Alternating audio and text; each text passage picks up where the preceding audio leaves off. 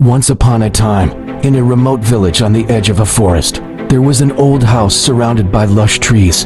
The house was large and grand, but no one dared to approach it. The villagers believed that the house was inhabited by wild beasts, wild lions guarding something precious inside. Many said that the house once belonged to a wealthy merchant named Kijaya. He was a spice trader who often traveled far away. It was said that after returning from his journey to a foreign land, he brought something strange, a group of lions that he kept in his house. However, not long after bringing the lions, Kijaya mysteriously disappeared. Villagers who had worked in the house said that one night they heard loud roars, screams, and then silence. Since then, the house was abandoned and the lions remained inside. Years later, a young man named Weera came to the village. He was an adventurer who was not afraid to face danger. When he heard the story of the old house, Weera felt challenged to uncover its mystery.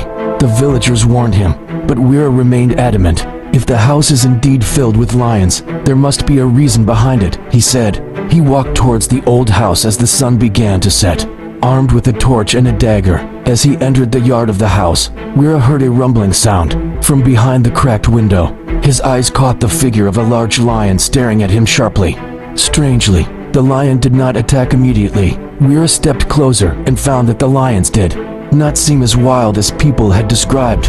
While exploring the inside of the house, Weera found a large room filled with gold, jewelry, and other precious objects. On one of the walls, he found a carving depicting Kijaya with his pet lions. Suddenly, from the corner of the room, an old man with a cane appeared. "So, finally someone is brave enough to come here," said the old man with a hoarse voice. He introduced himself as Raksa, a house guard who had been taking care of Kijaya's lions all this time. Raksa recounted that Kijaya did not disappear mysteriously.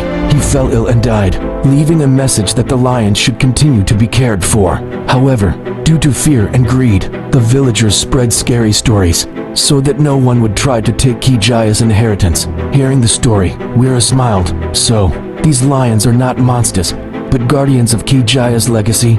Raksa nodded. Weera returned to the village and told the truth. Since then, the old house was no longer considered a cursed place. The villagers began to respect the lions as part of their history, and Weera, with his courage, became a new legend in the village.